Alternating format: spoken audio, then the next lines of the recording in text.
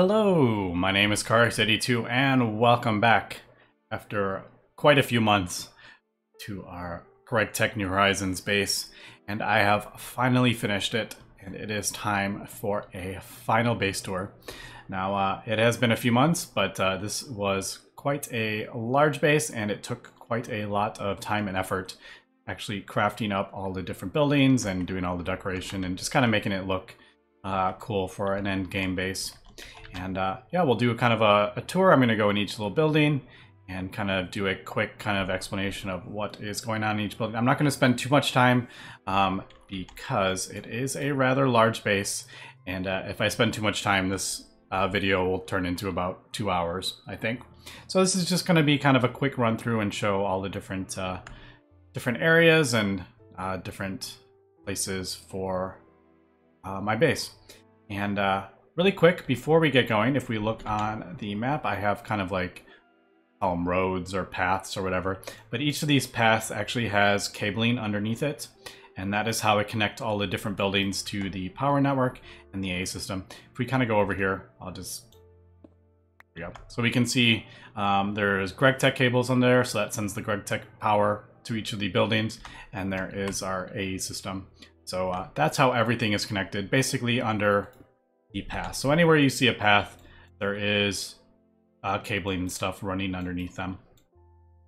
But let's go ahead and jump in here and get started. So this main building right here, this is kind of where I spent most of the time. This is my A system. This is where a lot of the single block crafting that I was doing in the very beginning was. And yeah, so this is a lot of like single block machines processes that I was doing. There is a lot of buildings have been, or a lot of the machines have been removed and replaced with multi-blocks in different areas of the base. I could have moved everything and condensed it down, but I kind of just left it. So you can see where I used to have just rows and rows of machines, but they have been mostly replaced with other machines, or their process was obsolete. I just kind of broke them all down. But yeah, so this is kind of like the main kind of hub of the thing where I used to hang out. And there is our certificate of not being a noob anymore. That took about 800,000 seconds to craft up, if we remember. Yeah, so there's the recipe. And yeah, I did it in a UV machine, but it was about 800,000 seconds I think it took. But yeah, so there's my certificate and a couple checklists of things I want to do. Very, very helpful in this mod pack because there is a whole lot of things to do. So it helps if you have like a checklist, kind of keep you focused. And this is kind of the end game stuff that I wanted to craft up: ultimate battery, really ultimate battery, infinity armor, etc. That was kind of my end game goals. But yeah, this is the center. This is for my power, so I can keep track of the power. I have a mega ultimate battery, and as we can see, it has 51 trillion EU in it. And we're just slowly filling it up. It's never going to fill up, but yeah, that's kind of just so I can see if I'm gaining power or losing power. Obviously, we are gaining quite a bit of power at the moment. But yeah, so everything is connected. If we go underneath, all the different buildings have cables underneath. You might notice I have different colors for the cables. That indicates a different tier. It just helps me keep track of what tier is going in, so I don't connect the wrong machine to something else, because it will explode and take out half your base if you do that. So yeah, each of the different colors is a different tier. So this is UV, gets transformed down in ZBM, and LUV, green is IV, EV is purple, and then this is HV power. And yeah, that is kind of that. I tendency not to do machines underneath, but I kind of ran out of power for some of this stuff. That's why this is underneath. This is all UV machines. The blue is UV, and as I was crafting up the kind of end game stuff, I need to speed everything up, so that's why I was turned into UV machines. But I didn't have any room, so unfortunately I kind of had to throw them underneath. But yeah, so each building has a basement, and the cabling and the AE, the power is kind of hidden underneath. So let's move along here. Right next door is for crops And throughout the mod pack, I've done different crops and used different things. They are being accelerated. These are tick accelerators. And as we can see, they're going very fast, but they were quite helpful. This is normal crops, and these are like the sped up crops. So yeah, they use a lot of power, but it's pretty cool to accelerate the crops. All right, moving on. And I think we're going to do kind of just around, we'll kind of do in counterclockwise, I guess that would be. There is no specific order to the different rooms. I just kind of built as we kind of expanded where I needed stuff. I was like, okay, so I need to do this building. We'll throw it right here. And that's kind of how this has ended up. But right here, we have a couple mob farms for different resources that we needed. This one's for skeletons, and I don't remember what this one was for, actually. The Enderman? Oh, chickens, that's right. For giant chicken eggs, for stem cells. So chickens, skeletons, that's kind of my mob farm there. Right across here is a large storage area. These are all quantum chests that store very large amounts of items. Basically anything that was like infinite, being put into the system infinitely, I have in a separate chest because I don't want drives to fill up with, 1.5 million ingots. So that's what all this is in this room. I've done blocks of 16 just because it makes it easier for the channels, 32 channels. So that's why they are in those blocks. And these two are basically just kind of random stuff. So beeswax and crystal dust and pulsating meshes and stuff, that's all random stuff. But all these are actually ores that we are getting. I have 2 void miners set up, and it is piping ores into the base, and as we can see, there is like 3.5 million of this ore and stuff. So this is all being put into these to keep this out of the A system. So this is all a different resource generation that we have going on. It's all being piped in there, and we can use it as we need. But this is kind of like my storage room. So that is what this building is for. Moving on to this building right here. This is our multi-block room. A lot of the processing of resources and stuff happens in here. Not necessarily resources, but more like a wire mill. So this creates wires, and these are extrusion machines. So this creates all the different kind of shapes and different components of recipes. This is a press that does all like the AE things in here. So you can see there's like the logic circuits, that's all made in this thing. This is my bending. This is where all the different plates are made. So we have, I think there's, I want to say like 10 interfaces that have just plate recipes, and these all get produced in here. And each of these has a different circuit because they do a different thing. So that is why there is different things here. So this is producing quintuple plates that we needed for something. 9 is producing dense plates. And yeah, so that's what's going on there. This is a packager, so it turns all of our little tiny dusts that we're getting from different processes and turns them into full dusts. What's going on in there? This is a precision laser engraver. Let's try that again. And this is all the different color lenses, and this is producing all like basically for circuits. This one also has a couple because I ran out of room on that one. This is a multi-block mixer. This is where all the different dusts and stuff get mixed. We have lots and lots of different types of dusts. They all get made in here. So this is what I call my multi-block room, multi-factory. Moving on, we have our clean room right here. So this is our clean room, and I just kind of built a little building around it so it wasn't just one giant white rectangle or square. But this is where our circuits are put together because you need a clean room for it, otherwise they will not work. So if we look at the recipe for crystal process, it says need clean room. And if this is not at a 100% efficiency, it has a chance to be voided when you craft that up. So that's what this one is, and it has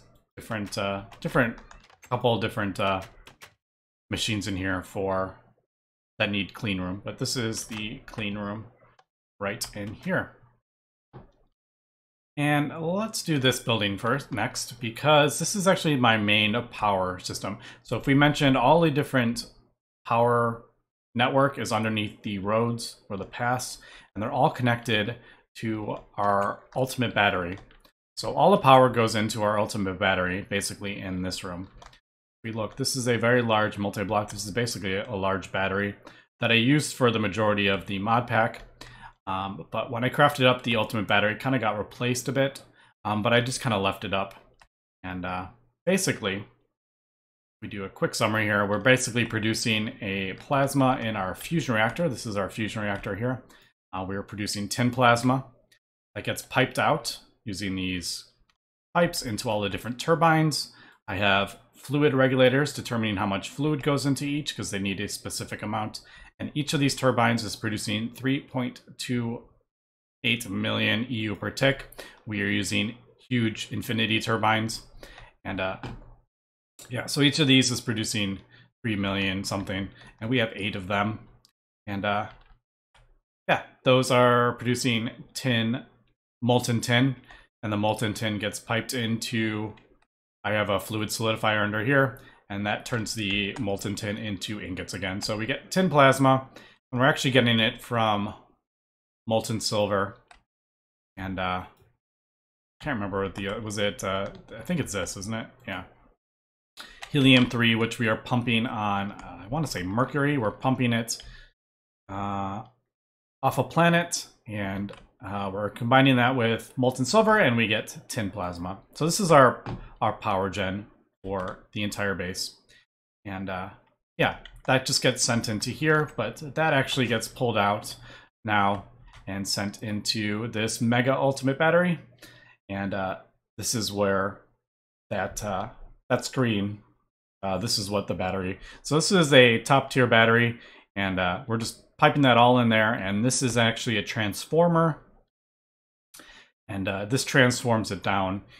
This is LUV power, this is getting sent. So this is our fluid solidifier. It's going so fast, but this is producing tin ingots from the thing. And I'm actually turning the tin back into silver. So that's kind of that process.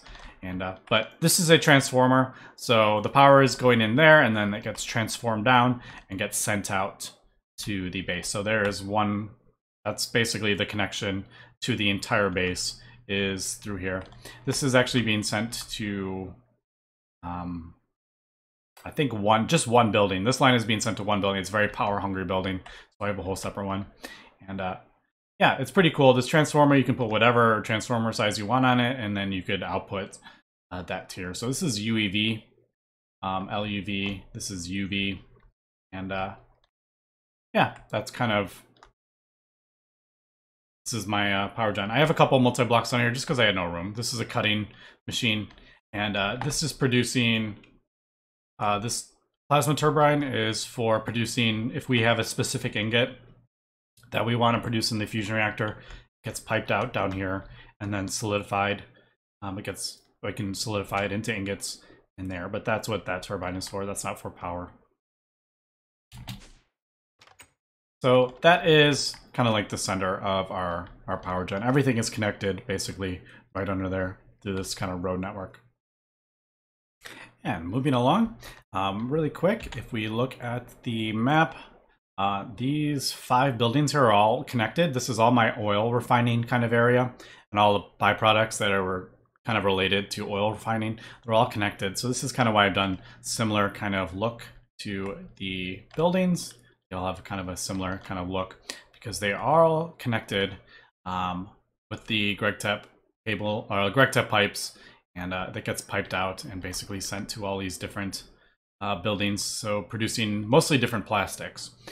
So this is basically where the oil comes in underneath, and the oil gets distilled and turned into sulfuric versions, and then the sulfuric is turned into the regular versions, and then we crack it with steam, the heavy fuel, and then it gets distilled again, and this produces a whole bunch of byproducts like toluene that we need, and benzene, and ethylene, butene, methane, all different all different types: propane, propene, ethane, methane. So that's all being produced in there. And yeah, that is there. And then if we look at this kind of chaos, organized chaos of pipes up here, these are all the different pipes, and these are getting sent out to the different buildings, the different fluids. We have tanks, and then it gets piped out and sent to the different buildings. I'm not going to get too much into this because there's a whole lot of chemistry involved, and I would spend like an hour talking about this. But basically all the products are piped in and to wherever I need them. This is our silicon rubber. This is basically I call it my rubber room. We different types of rubber. So silicon rubber is produced in this one, and we have, you know, how many ingots? 16,000 ingots of silicon rubber in there. This is our styrene butadiene rubber. It's being produced in there. This is polystyrene. Is being produced in here for petri dishes. So this is my rubber room, I call it. Right next door, this is a very, very complicated plastic. This is polybenzamidazole, something, I can't remember. PBI, basically, but it's a endgame plastic. So this is all producing one fluid, basically, and it is a very complicated setup, so we're not going to get into it. But yeah, this is what this room is for. And as we can see, we're piping in some fluids there that we need. And back here is another plastic room. We are producing polytetrafluoroethylene, Teflon. Polyphenol sulfide plates are being produced over there. This is polyvinyl chloride being produced in there. And polyethylene is being produced in this one. So different types of plastics and stuff. This is all being in here, and this is where all the stuff gets piped in. And got two more related buildings. Back here is epoxid. We are producing epoxid sheets, basically. And this is what is being produced in here. A whole bunch of different machines and single block machines and all sorts of stuff. Producing that. Like I said, I'm not going to get into this too much, but a lot of this is producing, you know, this is what all this stuff is. So that's epoxid in there. And the last building, which we actually don't use much anymore because we don't really need it, but this is explosive building, I call it. And this is turning toluene into industrial TNT. So this is what this multi-block is producing. I think it's nitric acid, I think it's producing. So that is that, I think, yeah, I'm pretty sure it's nitric acid that it's producing. But we don't really use iTNT, but we'll get into that. There's a multi-block that replaced that. But yeah, that's kind of like my oil refining area. So pretty crazy kind of chemistry stuff going on over there. Moving on, this is for circuit production. All the different circuit boards and the wafers are all being produced in here.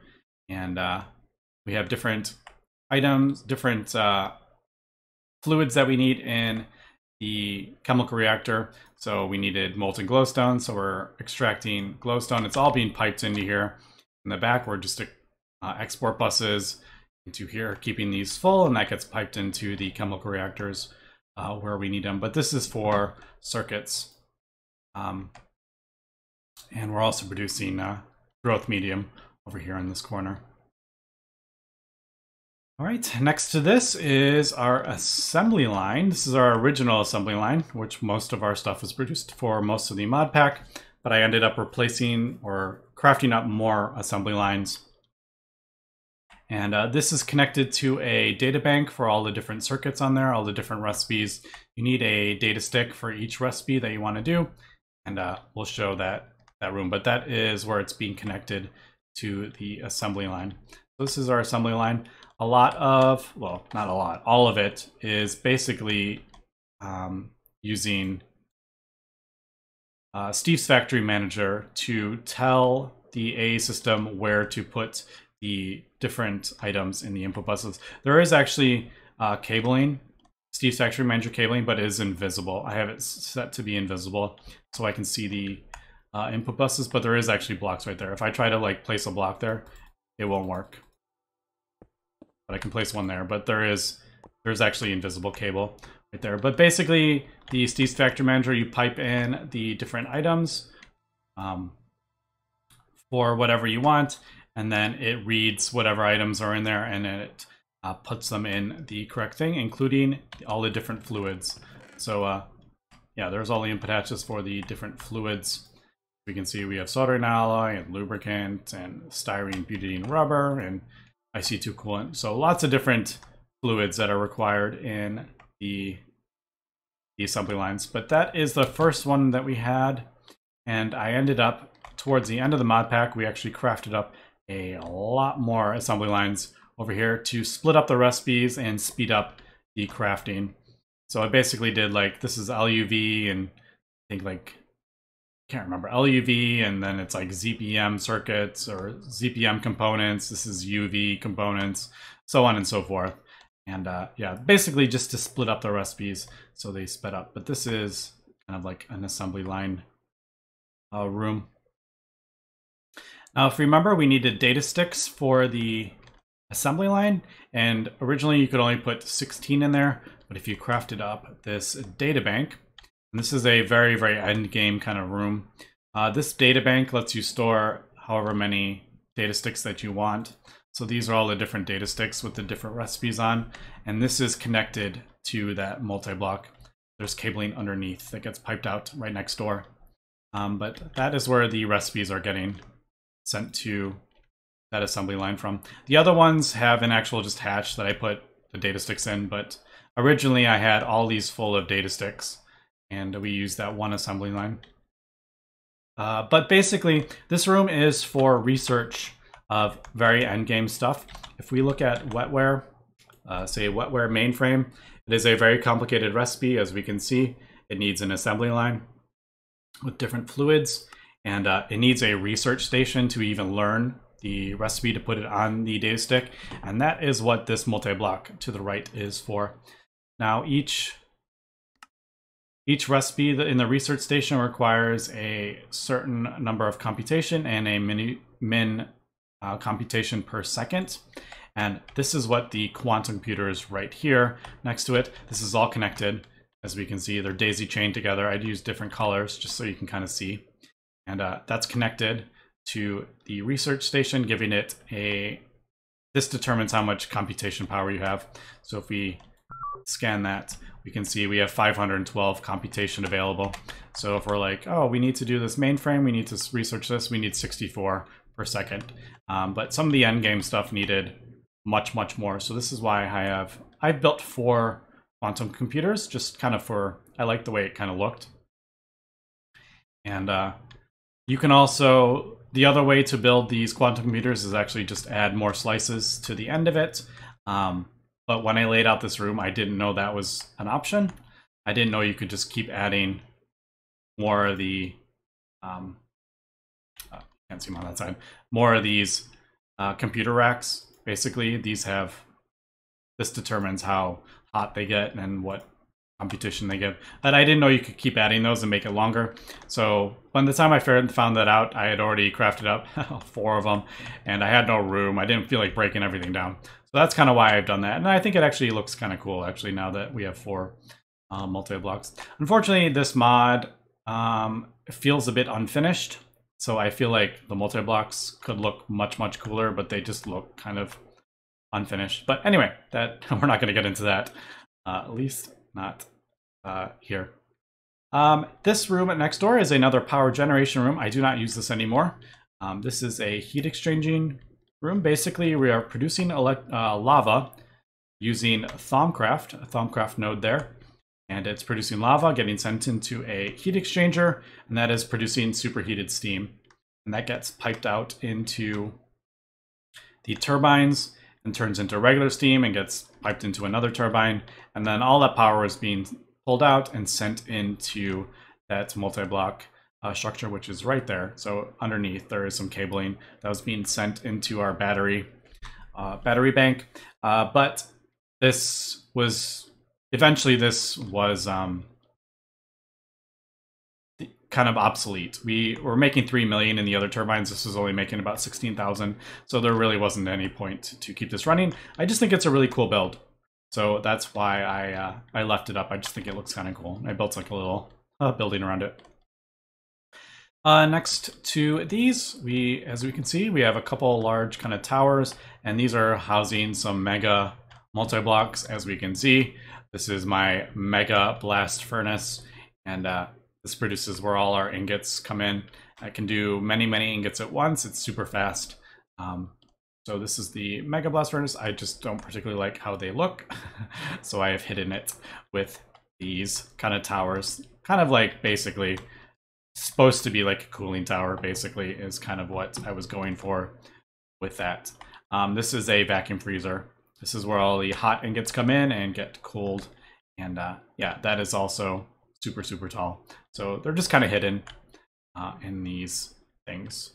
And same with that. That whole thing is like that multi-block, and it's hidden all the way up to the top. Moving on, this is where all our circuits are actually produced. So a lot of the circuits, as we saw, if we look at this, there is a single block recipe and a multi-block recipe. Most of the time, the multi-block recipe is just easier or more efficient. As we can see, one recipe requires 6 boards, whereas this one is a 1-to-1 ratio. And it does 16 at once. So these are all the different circuits. You only can have one circuit per multi-block. But we'll get into how I feel about that mechanic in I'm going to do a final thoughts video.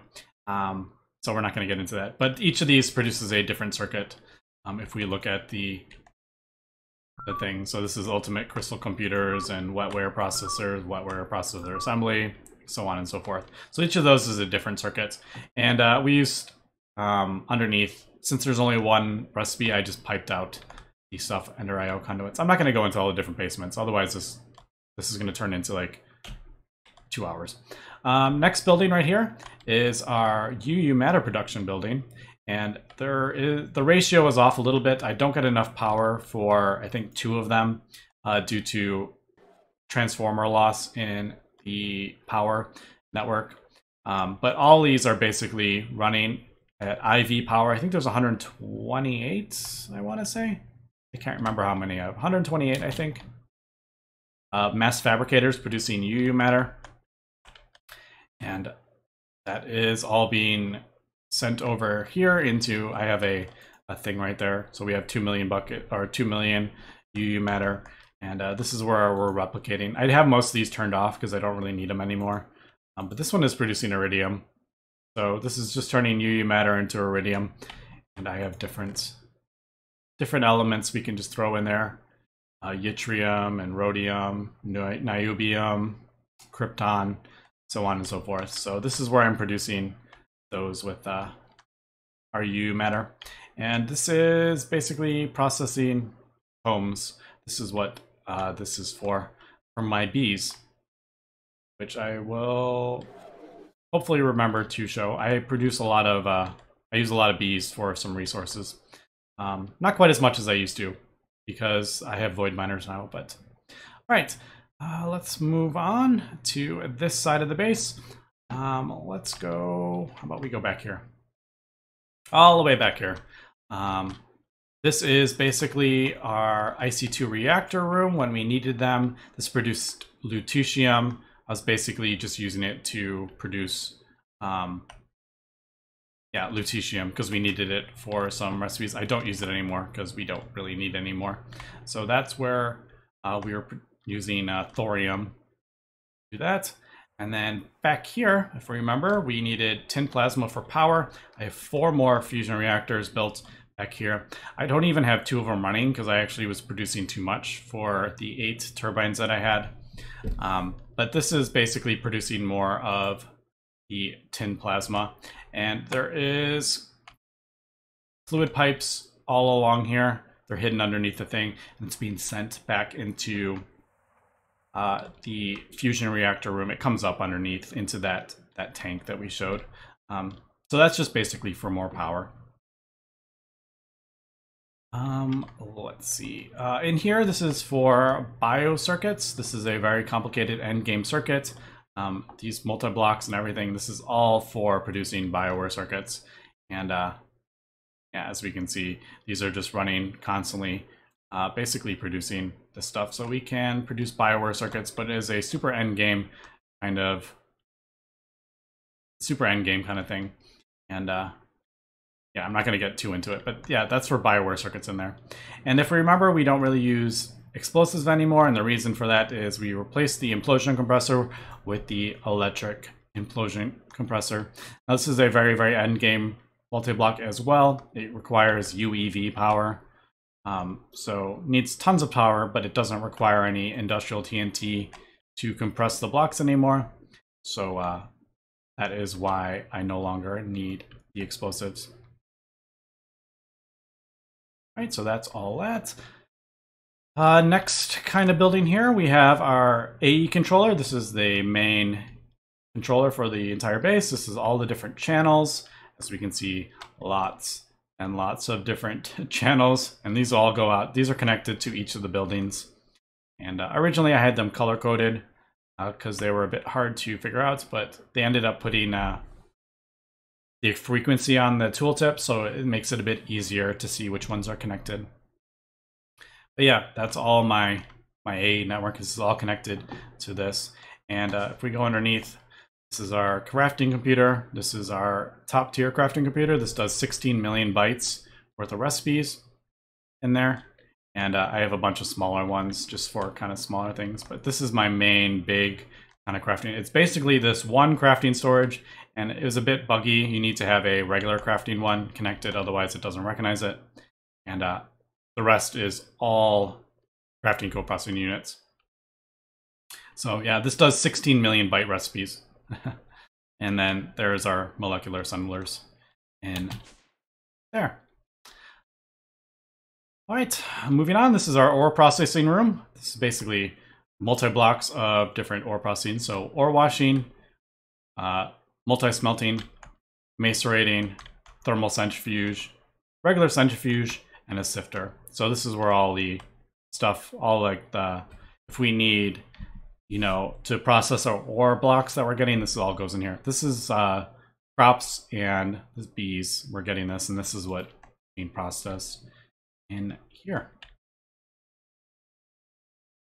Next building. This building's a bit obsolete. We used to do more. This produces radon from tiny uranium that we need. These we don't use anymore because we actually, this used to produce liquid air, but we pipe this from a planet now, and uses for nitrogen and argon. This centrifuge, well, you'll see it turn on very rarely because we're not using a whole lot, but if we need nitrogen, it'll just go ahead and turn on, and yeah, there is our nitrogen that we're using it.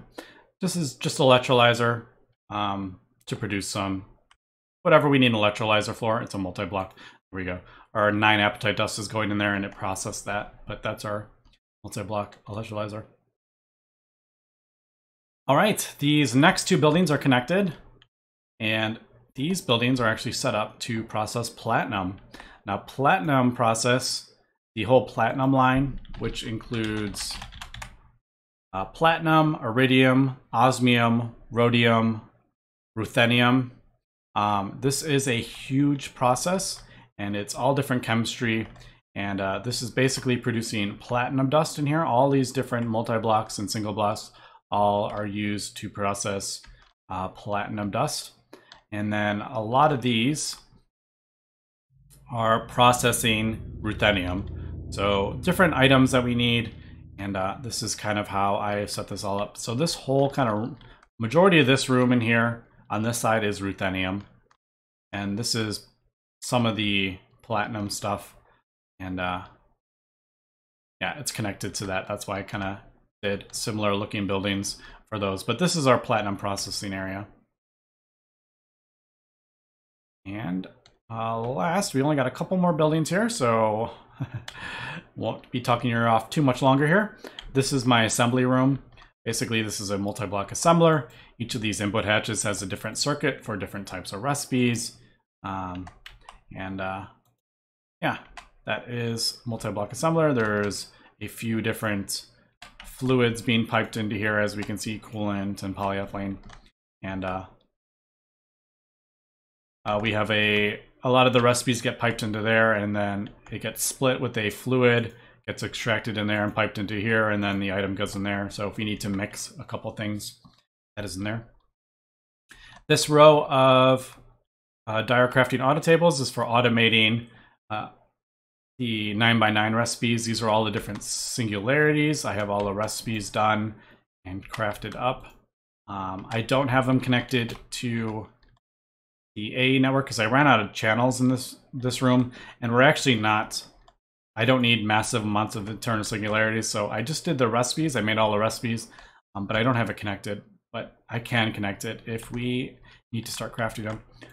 But there is our infinity ingots and all the different draconic things. So the wyvern core, awakened core, that's in these dire crafting tables. So this is kind of my assembly room. And I didn't have room for this, but it's an alloy blast smelter. It produces unique alloys, and it gets turned into ingots here. It produces fluid, and it gets turned into ingots right there. But a lot of these multi-blocks that we see require special alloys, and they are produced in that. All right, so that is basically all the tech area. There's a couple more areas. This is basically all my magic-y kind of areas. So I have a portal to the deep dark right there. I just kind of did like a fun little thing around it. This is all our Thaumcraft kind of stuff. And there is for producing the different components that we need for different items is in there. This is where we melt down all our stuff for Essentia. I have it all connected to the A system. So if I need Terra, I can just request. So if we do that, say I need 1,000 Terra, it'll go ahead and put it in the dropper, and then it gets melted down and it gets pulled into the A system. So this is all our Thaumic energistics. Happens in here. This is our Infusion Altar, and there's also the blood magic, because I actually had a tick accelerator right here. It's not there right at the moment because I think I put it in our B area, but yeah, so that's why that's there. But this is our Infusion Altar, and these are all connected with filters and stuff underneath. And this is where the Essentia gets pulled out of the A system from here into the Infusion Altar. But it can actually be accelerated with the tick accelerator. That is why I have some UV cabling right there for that if I want to speed it up. And that thing on top actually automates the Infusion Altar. If you want to have it automated, it'll turn it on. So that's kind of that. And then lastly, we have some Witchery stuff. We didn't get a whole lot into Witchery, but there was a couple items you needed that required Witchery to progress. So this is kind of my Witchery altar, kind of back here in this little foresty area. And last but not least, this is our tier 6 blood magic altar. And this is where all the things are produced. And we use Steve's Factory Manager to do all the different slates and stuff to automate putting the items into the altar there. But yeah, that is pretty much the entire base. So thanks for watching. If you're interested in what a super endgame Gregtech New Horizons base looks like, I don't pretend that I've done everything the most optimal way or the only way or the best way, but this is kind of what I've come up with. I think it's pretty cool. The main reason I did different buildings was to spread out all the multi-blocks, because endgame bases, as we know in Minecraft, can get super laggy. So I have spread it out as much as possible. So I'm not at like 4 FPS when I'm in the middle of my base. So that is the main reason we kind of spread out the base as much as I would, basically to spread out the chunks and stuff. But yeah, that is basically it. There is one little more area, and that is my B area. I actually don't know if I can get through. I think the leaves have blocked our path, but I haven't done anything super fancy over here, but this is where all my bees are. So if I need bees, this is appetite bees. We're using this for phosphorus. And these are tick accelerated. There's an accelerator underneath. So we can see we are producing a whole lot of resources from these things. And I've used different resources. This is silicon and different valuable. This is for, I can't remember, platinum combs or something like that. And this is for sulfur. So these are all kind of my bee production area and all the different things for all my different bees. And as we can see, there is a lot of flowers from the tick accelerated bees. So I have it kind of hidden back here. It doesn't really match the whole the vibe of the factory kind of base. But anyway, that is going to be it for this episode. I am going to do a final thoughts of the video. It won't be anywhere near as long, maybe 10 minutes, I'm thinking. Just my thoughts on the mod pack and how it's designed and how it felt and what I think of my time playing this mod pack. So that will hopefully be up in the next few days or so. And yeah, that is basically it for this base. I don't know if we'll come back to this. We may at some point. Who knows? But for now, we're basically, this is kind of like the final chapter of our Gregtech New Horizons base. But anyway, thanks for watching. If you want to see any more of my content, please feel free to subscribe on YouTube. I have a link to Discord if you want to join my Discord server. You can always get in touch with me or leave feedback or comments or anything on my videos. And feel free to join. But anyway, that's going to be it for this episode. So thanks for watching and have a good one.